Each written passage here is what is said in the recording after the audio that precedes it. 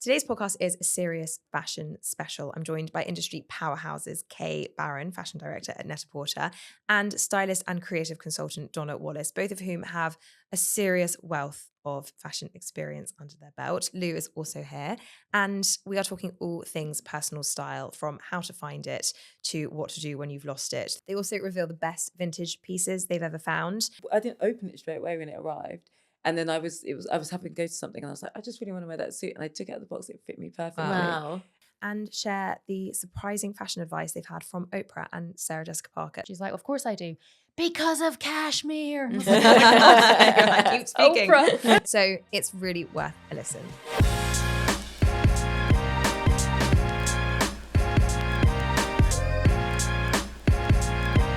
Welcome to the SheerLuxe Conversations podcast with me, Charlotte Collins. Today, I'm thrilled to have fashion powerhouses Kay Barron, fashion director at Net-a-Porter, and Donna Wallace, stylist and creative consultant, joining Lou and I to dive into all things personal style, including how to draw inspiration from trends and how to stay relevant in a constantly changing fashion landscape. Welcome both. Hi. Thanks very much for having me. Thanks for being here. Thanks, Lou, as well. Thanks, Lou. Okay, Donna, can you both start? I mean, you've got like fashion powerhouses was the right phrase, but can I get a potted history from both of you, just career-wise, just to bring those who might not know up to speed? Donna? Elle magazine, Vogue, and now contributor to Elle. That's super potted. Thank you. So concise. Okay. The Face, Grazia, Harper's Bazaar, Porter magazine, and now Net-a-Porter. And I've been there for nearly 12 years. And now author as well. I was going to say, and you have Yeah. your book out. Congratulations. Thank you. Which probably explains why I'm so tired. Yeah, you've done a lot. It's Yeah. been a busy few It's years. been quite a big year. Let's talk about style, personal style. What does the phrase personal style mean to all of you? I think personal style, the emphasis should always be on personal. Mm. And I think that there's so many cliches around the idea of personal style, but that's because it's true. And I think that it's not about what anyone else is doing. It's not about copying someone else you can be inspired by, but it's about when you put something on and how you feel in it, rather than trying to, be somebody else in it. I think you always know when you try something on, you're like, this is me or it's not, even if you couldn't describe your personal style. And I think it can be your interpretation of a look, a theme, a product, something. Like when you put it on, that's how you want to represent it. I think that's kind of like styling versus wearing. I feel like it's your own interpretation of it. Because also I think clothes are a communicator. So usually somebody's made an opinion on you long before you've opened your mouth based on, the only thing, there's all visual, so what you're wearing. Who in the public eye or who out there do you think has really good personal, like for people who are trying to find theirs, who do you look to and think they're a really good example of somebody who has really clear personal style? I think someone like Solange, like you automatically will know. And it's not always complex. She just owns whatever it is that she's put on. And I kind of like enjoy her interpretation. And it's not evident, it's not clear that she's got a stylist. Some people, their style, it's like, oh, they've definitely got someone behind the scenes doing that.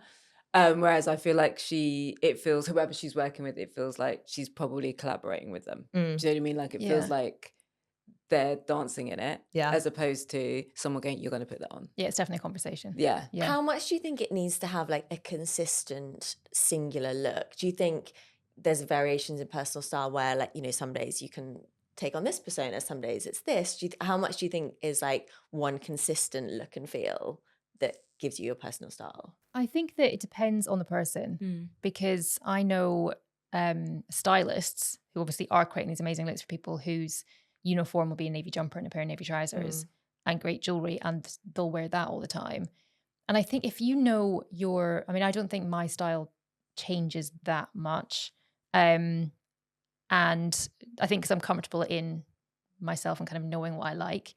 So yeah, I don't feel you need to change things up for trends or for anyone else. It's like that thing, if you like it, try it. Yeah. But don't feel you need to like constantly evolving it is good, but you don't need to change it. Yeah.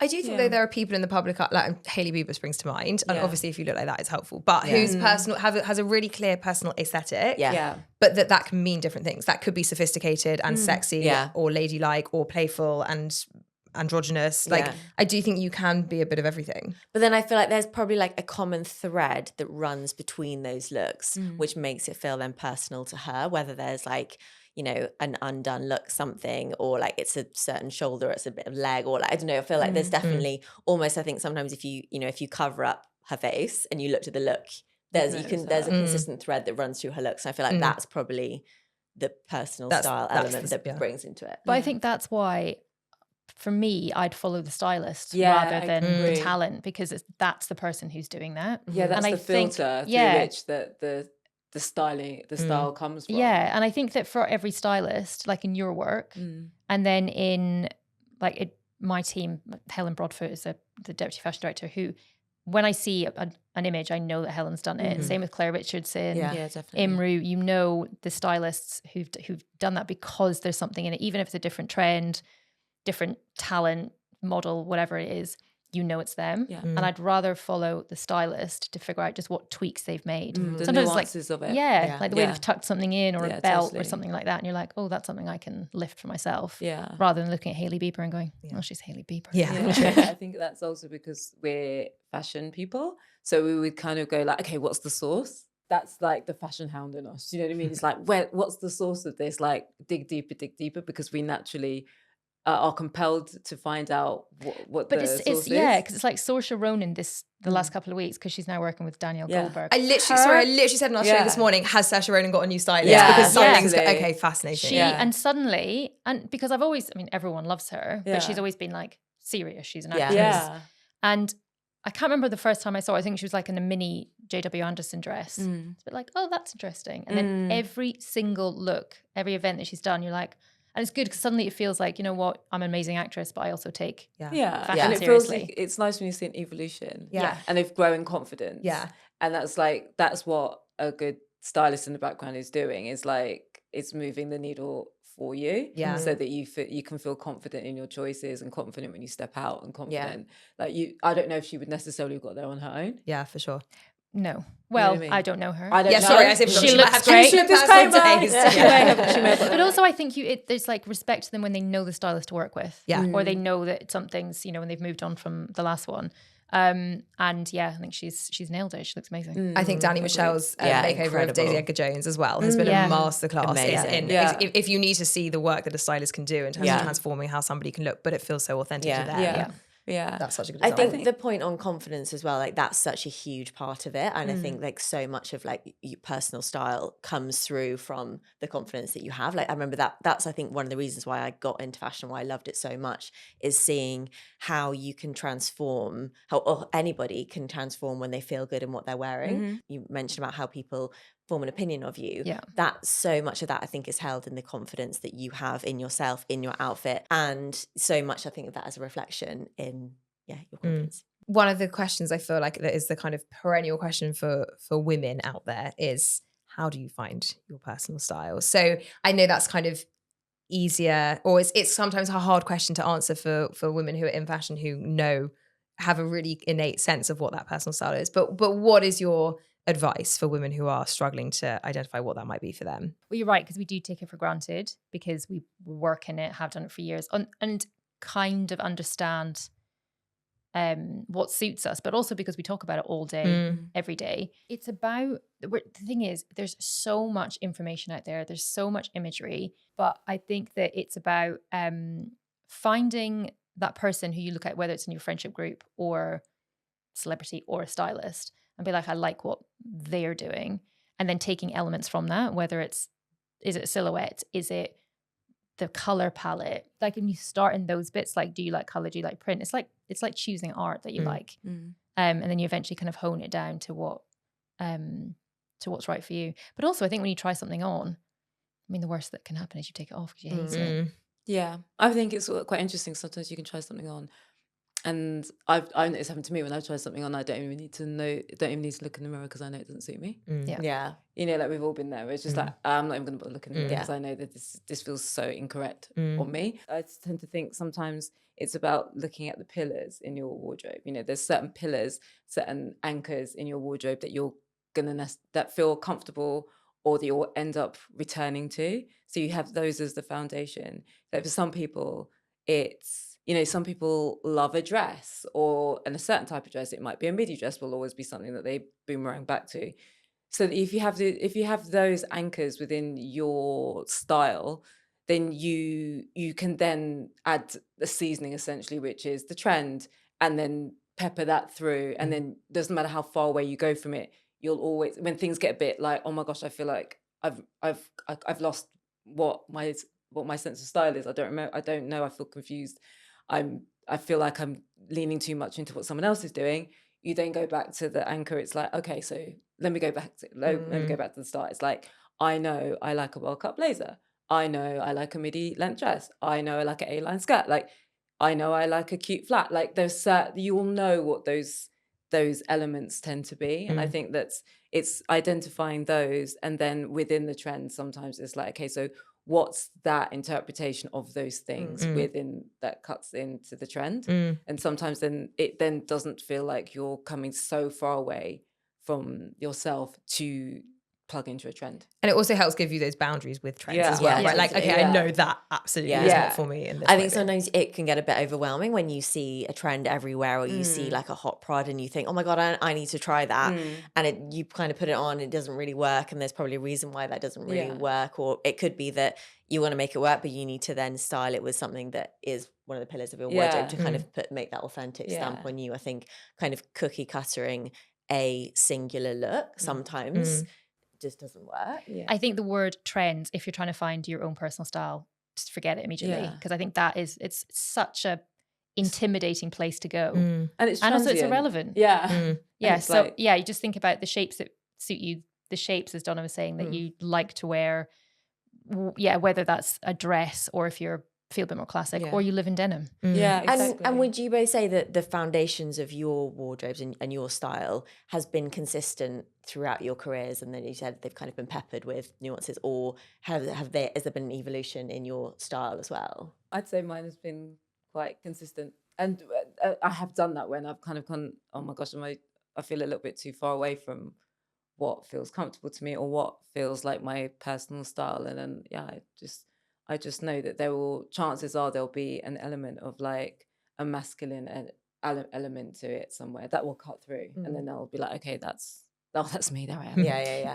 Is that your kind of go-to? So like, is that how you would describe your personal style? Is it always something a little bit masculine, or are there kind of other, like those pillars you were talking about? Yeah, what are the pillars for you? But like mine would be tailoring. I'm weak for a World Cup, piece of tailoring. Like, it doesn't matter how far away the trends will go from it. It's like, okay, so chances are I'm going to try and engineer that into somewhere. I think you can't beat how good you feel when you put on a World Cup blazer. Yeah. Okay. Denim, always, and black. A lot of black, although less black than there was. And I think now, I mean, even I wear a lot of shirting, and actually this, I think, was one of the first things I bought when I joined Net-a-Porter, and I've been there almost 12 years. So I think I know I've got confidence in what I like enough that most of the time I can buy it and keep it for a very long period of time. And now and again, I'll be like, oh, I'm quite into that idea, or I'll see a color or something that's on the runway that then comes through into Net. I'm like, oh, I'll try it. I remember buying a pink, I think it was Calvin Klein, when they did all the amazing color when Raf was there.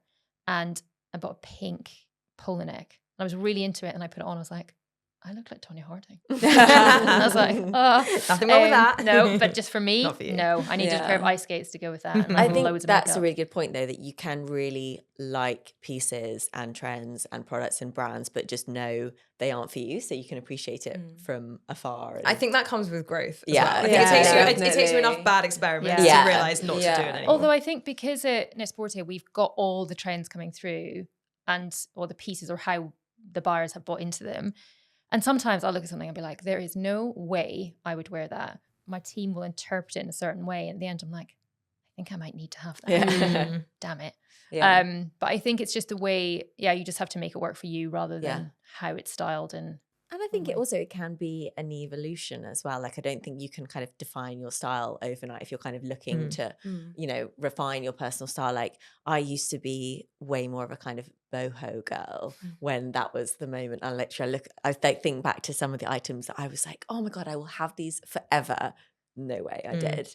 But I think, you kind of go through that and you evolve and you see what the times are, and then you kind of start to work out what your uniform is and what you feel good in, and it then can kind of set. But do you regret not having those boho items now when you've got that kind of Chloe moment coming through? I mean, like when I think back of like the reality of like what they were, they were, Maybe if they were original Chloe. Yeah, exactly. It was like a new Luxe interpretation of like the gilet. So like, no. It was a distant relative. Yeah. Exactly. But, I'm pleased I kind of went through like those moments to kind of know, do you know what, I've tried it, I know it doesn't work, and we'll move on to something else. But maybe they've gone to a new home and somebody now is like, oh, this is really indicating. Yeah, they're thrilled that in 2010 they bought that new top from you. What are the pieces that you guys have that have stood the test of time, so that you did buy, like the shirt you're wearing today, Kayla, that you have had for possibly decades, that actually you're so pleased you hung on to and still remain true to your style?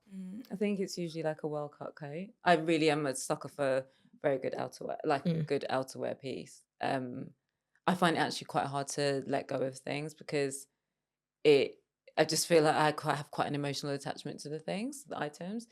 And it's like, it really is like, I have to really not be into it to be like, okay, you can go. But if there's sort of an element of like, something, it might just be, it's not of this moment, but I still respect and love the piece, makes it a bit more difficult for me to let it go. Is there one coat in particular that you're like, that will always be with me? There's different coats for different moments and different personalities and different versions of me. I actually really enjoyed being different versions.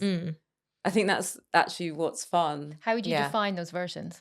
Gosh, sometimes it's super polished, sometimes it's really casual, and then a sliding scale in between.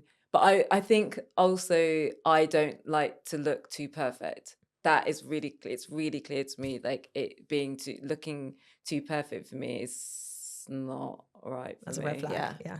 I'm afraid to say that you look pretty perfect. No, Sorry about that. But you don't want to look traditional perfect, right? Yeah, like it just feels so odd. I even remember when I had straight hair and it was like, it never looked right if it was neat. It would always have to be a bit like, have a little bit of texture to it. It would just look so odd. Yeah. It would always look like, that's not you. It's just not who you are. Yeah. It just would just not make sense. So, Kay, what about you? What are those pieces in your wardrobe that... I have a lot of shoes. I've got the Balenciaga wedges from Nicholas Guest. I used to wear them all the time. I wore heels, and I'm wearing heels. I do still wear a lot of heels, but massive heels. And would just like walk, like commute in them, everything. Just like I'd be in them all day. It's amazing. I can actually still feel my toes. And then jackets as well, because I like the idea of a look feeling complete when you put a coat on or a jacket on. So I've got this amazing Loewe coat, which I look like a Monopoly piece in. Love. But I love it. It's because the silhouette's so strong, right? Yeah. Love. So it's literally like you can't get that much underneath it, but it's a really good silhouette. Yeah. And then a suede jacket from Marc Jacobs when he redid his grunge collection. Nice. And literally when I saw it, was like, 14-year-old me is having like kind of an anxiety attack right now that you've got this. Wow. Yeah. Lou, what about you? You must have some pieces like that as well. Do you know, I found a Luella scarf that I got when I was working there, like, God, years and years and years ago. And it was from their, it was like the Witch, I can't remember what year it was the Witch collection. Yeah, do you remember? And it's like neon orange and black gingham. And it's like a triangle scarf. So off-brand. I know. It's a triangle scarf. And then it's got frill around it. And it is. I think do you know the one I mean? I found it yesterday and it's so cool. It's very Heather. I feel like I need to bring it in and show her. But I remember when I was interning out in New York, Candice Lake spotted me just to like street style my image, and I remember, and I had a Luella blazer, this scarf on, leather like pants, and a Stella McCartney Red Nose Day t-shirt. But I remember thinking like that scarf is like such a it's such a piece. Yeah. And I still really love it. You'll have it forever. Yeah, and even though maybe it's not like, it wouldn't go into my personal style, like my kind of everyday look now, I feel like it's something that I will have forever. You've both mentioned that trends are kind of something to be avoided, or like, try not to follow them, but have there been trends that you've bought into, well, it's a two-part question, bought into and really regretted, and also bought into and actually been pleasantly surprised that you've kind of enjoyed it in recent times, I guess? I mean, I'd kind of say trends, not to be avoided, just I think you treat with caution. Like you don't slavishly follow a trend, probably not going to end well unless like it really is naturally your DNA. You know, like actually I had a conversation with a friend. In fact, you might know who this person is. But when that whole mob wife trend came about, and I literally called her and I was like, can you believe it? It's like, this is you and this has always been you. And this is like suddenly a moment. Now everyone is going to be on the case with this. And she's like, I know, I'm so sort of livid. But so it's like, if a trend really does speak to your DNA and your molecules in your body, go ahead. You know? Yeah, and especially if it's something you've always stayed true to, and then it comes back, and it's that amazing moment. You're like, I knew I'd be right. What have you regretted trying? I know it doesn't suit me. Like I love seeing prints on other people. Florals. If I put on a ditzy floral, I look certifiable. Like it's an amazing skill. I think there's some brands I could probably kill dead by just putting an outfit on and walking out into the street. And when I used to work in matches on the shop floor 100 years ago, when I was studying, when it was really quiet, we'd all put on some stuff that, might look slightly kind of outlandish, just to pass the time. And I would put on either DVF wrap dresses because honestly, that it was a thing. It was and it worked, and it worked, and it still works for loads of people. Yeah. And I used to sell them, going, "These suit everybody," but thinking, "Not me." I used to say this. Yeah, not like, me. there's no way I just look anyway. I'll let you carry on. It's a certain aesthetic, isn't it? Yeah. And florals, forget it.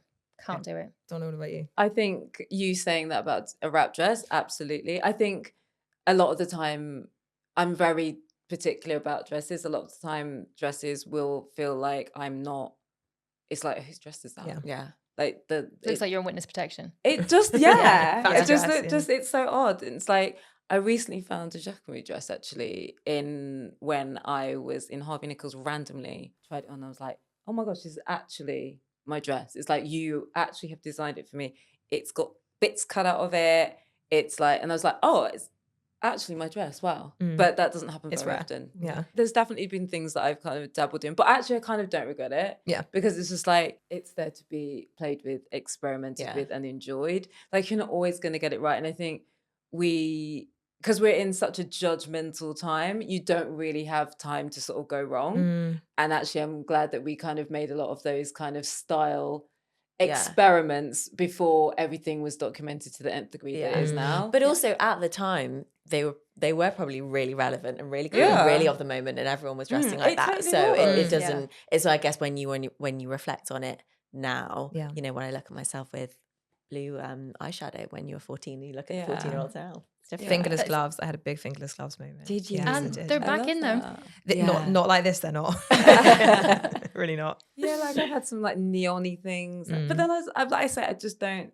It's just like, it's fine because it made sense. I think sometimes when you look at a picture, but you haven't got the context of everyone else in said year, said month was probably all like, if you zoomed out and look at the party, what everyone else we is all wearing. looked pretty suspect. We're all guilty. It's so but we true. all thought we looked cute. Yeah. What would be your advice on buying into the trends and not regretting it? So is there a certain product or a certain style or how you can interpret it without being a sucker for it?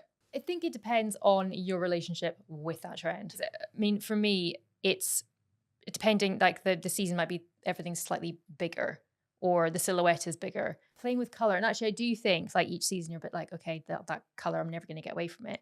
Like burgundy at the moment. Everything is burgundy. And actually that is more of a neutral, but play with it in accessories and start small.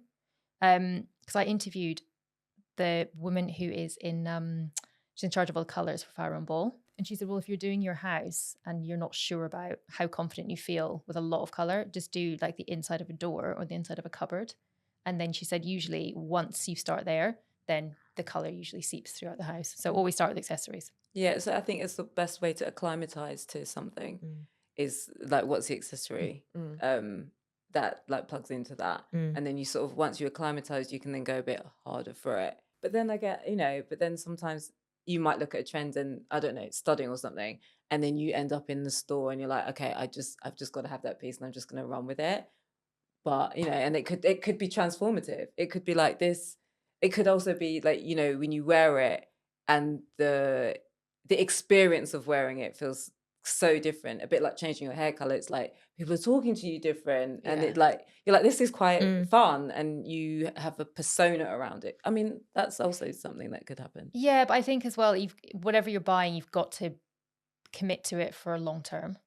Yeah, you've got to commit to it. You've got to love do you it. think about it of like, okay, there's how many ways I can wear this, or what are your approaches when you're buying something? I think if you buy something, take it home, and then think, I have to redo my entire wardrobe to make this work, then take that piece back. Yeah, 100%. Because it has to work with what you have, because otherwise you'll never wear it. Yeah, agreed. Can I ask about the personal style thing? So there are lots of sort of tricks out there for discovering your personal style, whether that's the 3-word rule or it's taking photos of yourself in outfits and identifying something in common. You know, there's a lot of those kind of hacks.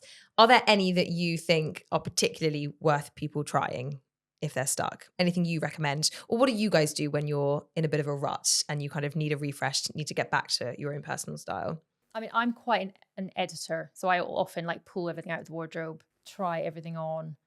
Anything that I feel, I'm not somebody who, you know, if you haven't worn it for 2 years, then get rid of it. Like, you can still wear it after 5 years. That's so refreshing. Yeah, I'm the same. I so agree with that. There would have been so many things that I would regret. That I would have like regretted. Yeah, and still sometimes now I will sell something. In fact, I sold some stuff to SheerLuxe, and so gave it to Claire, and then my friend came to my house after an event, and she'd been at the event.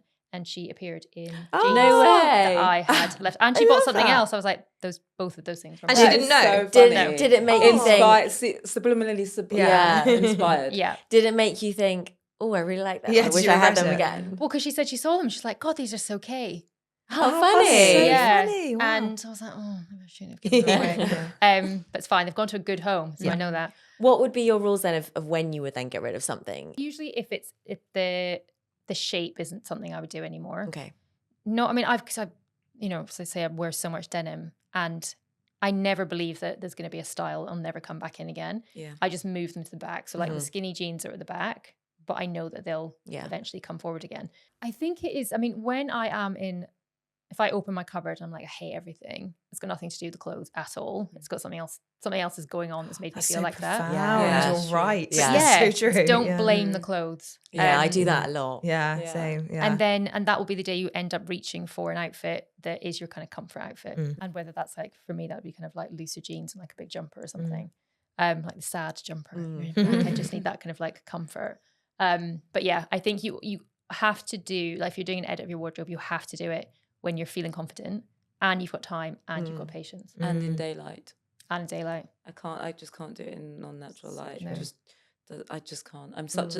I'm so particular about light and colours that actually to do something in artificial light is an absolutely hard no. To my question before about technique for kind of coming back to yourself or for finding your personal style, what do you do, Kay, as an editor? I think Donna might be a hoarder.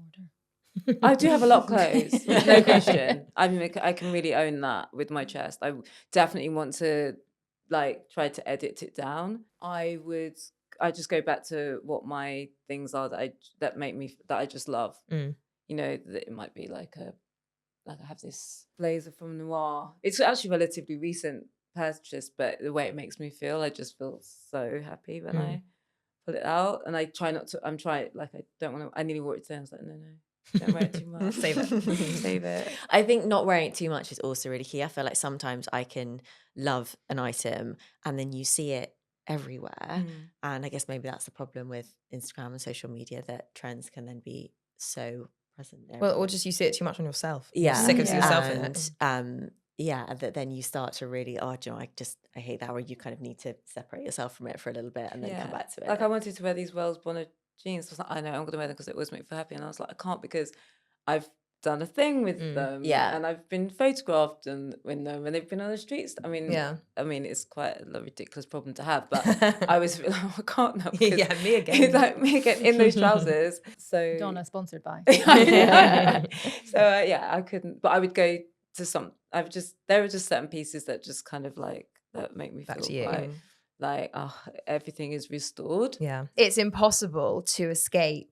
Like trends are now so ubiquitous. Like, I think about like a barn jacket this season. Like if that had been a trend 10 years ago, you would have eventually, if you weren't into fashion, it would have trickled down through magazines and you would have whatever. But now with influencers, with digital publications, everything, the trend dies so quickly because it takes off so quickly. So these things explode and then die. And so I think it's a lot harder to be trend led now than it was. So I think almost now your advice is more pertinent now about not following trends than it ever was. Yeah, I think it's about picking pieces you love. Yeah. And really love. Yeah. Like that make you feel something. Yeah. I think it's quite hard in this day and age to feel anything, right? So if you like to have it choosing pieces that like really make you feel something. It's like this is a very random thing. It's actually got nothing to do with anything, so I won't say anything. Okay. But save it for us. Yeah. Save it. But I think I'll say a really boring story for you next time. I think it really highlights the importance of personal style and honing into what makes you feel good and trying to kind of put blinkers on, I guess, to what is everywhere and not just following the masses, I guess. But then also, I mean, because I work with so many women at Net-a-Porter, and we end up kind of in a uniform, which I think is the same here. Like looking at everyone who's past. I mean, everyone looks amazing, but there is similarities in what people wear. But then, you know, somebody in my team can come in. I'm like, where did you get those trousers? And then if I get them, I'll wear them in a different way anyway, and they immediately look different. And I think that just because it feels like. And also, you know, we work with these people all the time. So, of course, you're going to start influencing each other. And I don't think that's a bad thing. And again, that's kind of more piece driven.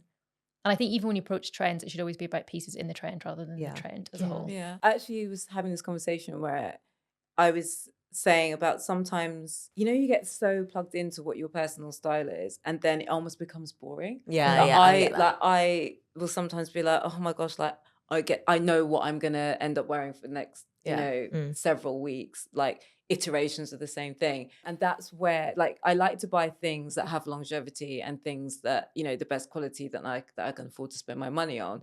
But then sometimes what is inexpensive fashion for is good for dabbling in and just punctuating something to just be like, okay, that just sort of breaks the perfection of it. I guess it's me going back to like imperfect. Like it's funny you said Ditsy Floral. Would you ever pick a Ditsy Floral for me?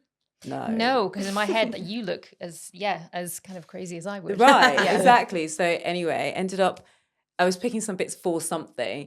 Ended up with this halter neck grey Ditsy Floral. I love that top, and it's not an expensive top. And it's like very off-piste for me. And I just was like, okay, this is a version of a Ditsy Floral that I can do. And when I cut it through with tailoring, it's just like, oh, this is actually really nice to sort of be able to play. And it's like, I don't care whether it's a trend or not. I just know I feel something towards it. And it's like you surprising yourself too. Yeah. And it stops you being bored of your own style. It stops you being bored and just add some like, I mean, ultimately, like, I do think clothing and dressing and style is, like, I think it's important to not forget to enjoy it. It's such a privilege to be able to style yourself and wear nice things and style it in different ways. And, you know, we're surrounded by nice things. Like, if you're starting to, it starts to feel not very fun, that's when you really need to sort of take a seat and be like, okay, what do I feel something towards? What do I really enjoy? Yeah. And I think also when it feels too formulaic, then it kind of loses the magic of it as well. And we always talk about relevance as well. And sometimes, you need those like single pieces that just suddenly make the foundations of a look feel more relevant to now and make you feel more, okay, this feels like a little bit different. Yeah, that's always our trend conversation. So it's not about wanting to be head to toe with trends, but you can put on an outfit that you loved a year ago or 6 months ago and be like, okay, this no longer feels relevant. What am I going to do to make, and that might be the addition of an accessory or how you mess up your hair or whatever. Or a different neckline. Exactly. Sometimes it's just a different neckline. Sometimes it's like, it's a t-shirt, not a polo top. It's a polo top, not a like a strapless top, you know, like it's those swapping those bits out. And that's often what I would do when it was fashion week. And, you know, like, especially as an assistant, when your budget is like not as big as the editors.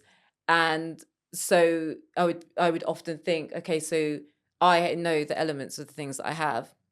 What are the codes to be able to pull out to swap this for this to make this feel like it's relevant. So like sometimes it would be like, okay, literally that. It's like that version of a top swaps out for a different version of the top. The rest of it makes sense. Yeah. But it's like it's just little. It's a bit like those children's books where you swap the bit and take that out and swap that in, and then it's like, okay, we've got something that you feel like, okay, I don't feel like I'm completely removed from relevancy, and I can like confidently just go like, but it's being aware. Yeah, but sometimes it could just be a pair of earrings. Exactly. Yeah. I think that's where, I mean, because you can wear something that's really casual and put in a pair of earrings, and then suddenly you're like, okay, it's equivalent to putting on a pair of high heels. Yeah. I think your point, Donna, I was going to pick up on this about more affordable pieces, like what you were both saying about finding the things that you love and you speak to you and really make you feel something. Inevitably, I think often those are designer pieces or they are expensive pieces because they're a bit more unique. But you can have that on the high street, can't you? For sure. I often will see a sparkly Zara skirt. It's not the basics.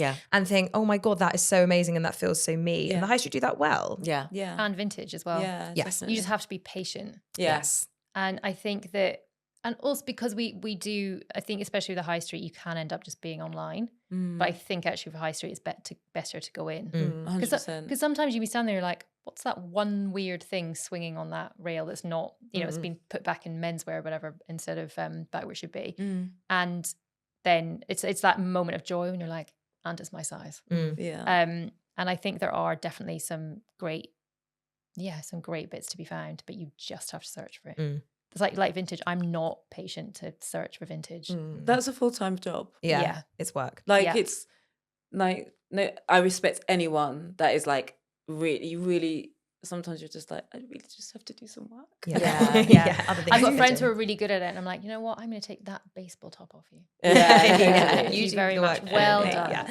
I did manage to find a really great thing on that vintage eBay finds that was, I knew it was like during lockdown, and I knew that I wanted a chocolate brown suit, and so I just basically just searched and found a chocolate brown suit that was a 3-piece suit that a guy had worn for his wedding, and in looking at the cut of it, it must have been late 70s, early 80s, that sort of window where the flare isn't that flary, but it's definitely that window. And it turns out that it fit me perfect. I didn't open it straight away when it arrived, and then I was having to go to something, and I was like, I just really want to wear that suit, and I took it out of the box. It fit me perfectly. Wow. And I was just like, oh my gosh. The only thing is that the length. He was a shorter guy, and so I had to get the length taken down. And so when I took it, and I was like, oh gosh, is it going to be that thing where it's like we can't do that because it's going to have a horrible tide? That sort of permanent press. Or it's just like, no, that's going to look terrible. And because the quality of the suit was so good, he was able to press the trousers longer. Success so story. that was a successful kind of vintage purchase. But you do have to be patient. And I kind of was like, right, I just know exactly what it is. Which is easier than browsing. I find that so, like, I feel like it's amazing when people find these gems. You're like, I didn't even know. I was looking for, a grey blazer, and I came across this incredible red sequin skirt. But I feel like when you go shopping as well, would you say you're looking for a specific, or are you browsing? I think if you go shopping looking for specific, it's like going shopping for food when you're hungry. Like you will make terrible decisions, panic, and come away with nothing that's actually any good for you.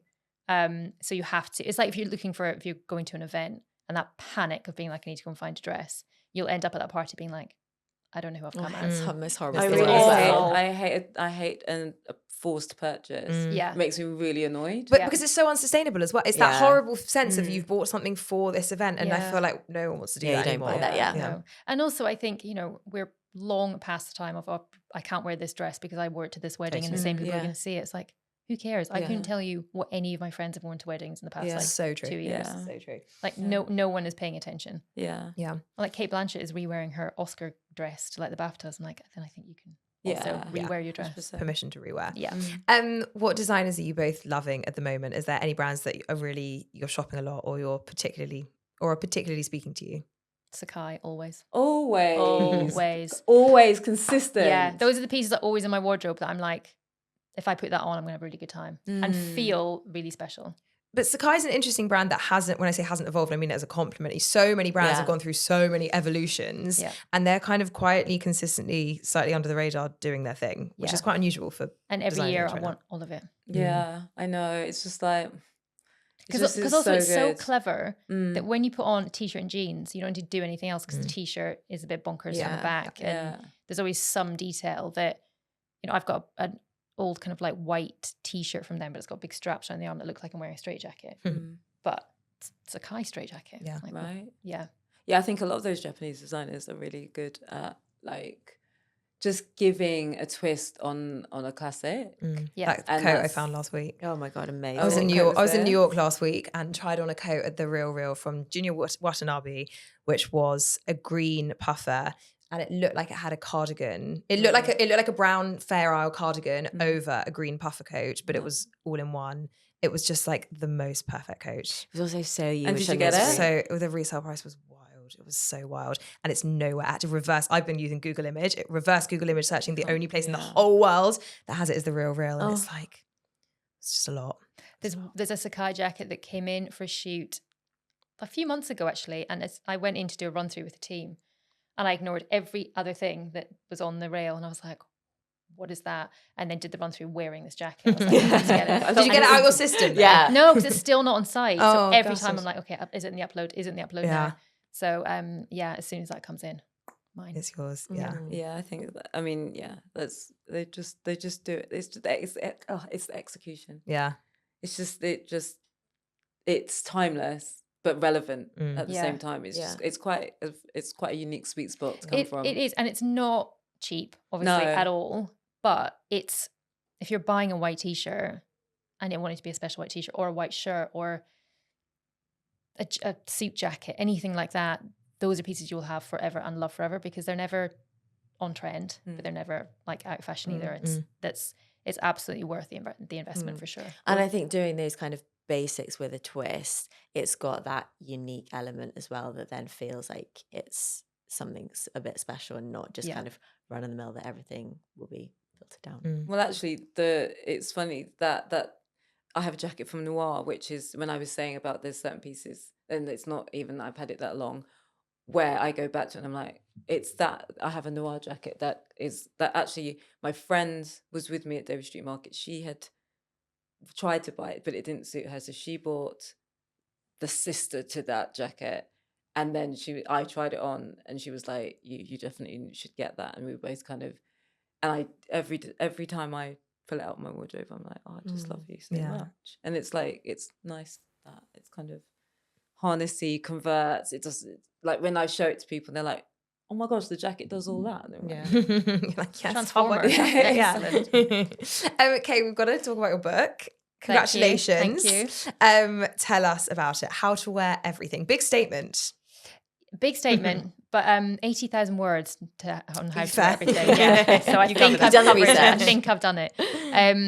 But it's exactly. I wrote it because of the conversation we're having now. Because I've worked in fashion for more years than I would care to admit to sometimes, and we're surrounded by clothes, surrounded by people talking about it, opinions on it, reading about it, knowing when you open your wardrobe what you're going to put on each day, and I have got so many friends and family who don't have that confidence, and really brilliant people who are still like, I don't know what to wear to a job interview, or I've got this dinner or whatever, and so it's basically the advice I would give them, sometimes brutally, in book form.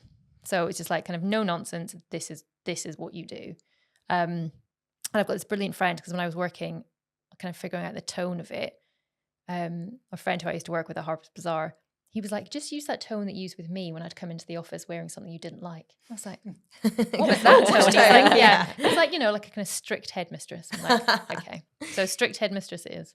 You mentioned the Farrow and Ball colour advice that you got. Is there anything else that really, out of the 80,000 words, anything else that stands out as really good advice? Well, because I've got contributors in there. So like, I don't wear a lot of colour. So I've got Jodie Turner-Smith to talk about colour. I haven't been pregnant. So Veronica Hellbrunner was talking about pregnancy. By the way, mega contributors Yeah, there. mega. Those are some good There's, names. yeah, there's I mean, the last one I got was Oprah, which was just like, wow. Yeah. What was she commenting on? She talked about cashmere. Okay. And she gave me so many like brilliant kind of like Oprah-isms in the time I had with her, where I was like, oh, do you prefer, so you live in California, do you prefer winter over summer? She's like, of course I do. Because of cashmere. I keep speaking. Oprah. And I think that there's, I mean, so many kind of brilliant tips from everybody. And I mentioned this to someone the other day. Sarah Jessica Parker did shoes, and she was talking about the tissue that comes in your shoes. You have to keep it in your shoes because that's obviously when your shoes stretch and when you wear them, and then they kind of sort of revert back smaller than when you first bought them. My dad owned shoe shops. I did not know that. I was like, all that tissue. I was just thinking I've thrown away so much tissue over the years. Yeah, okay. so she's like, that's supposed to stay in the shoe. I'm like, okay. So now the tissue stays in the shoes. Okay. But yeah, I think there was loads of times when I was speaking to people, I was like, I can't believe I didn't know that. So all of that information also channeled into the book. Yeah. Okay. Well, if you didn't take away from this conversation how to have your own personal style, it's the book for you. Go and buy it. This conversation, yeah, in book form. But with I was going to say much better contributors. Fabulous that you all are. If you want to know what Oprah thinks, that's where you go. She's on the next podcast. Yeah. It'll be Oprah and Jodie Tony Smith. Watch this space. Ladies, thank you so much. That was such a good conversation. The book, How to Wear Everything, is available presumably at all good bookstores. All good bookstores, online and Net-a-Porter. There we go. Thank you both so much. Thanks, Lou. And thank you for listening. If you enjoyed that, or if you have any feedback at all, please do email podcast@SheerLuxe.com. We love hearing from you. Please do subscribe. It really helps boost us in the charts. So we'd be so grateful if you would. Please do also rate and review, and we'll see you next time. Bye-bye.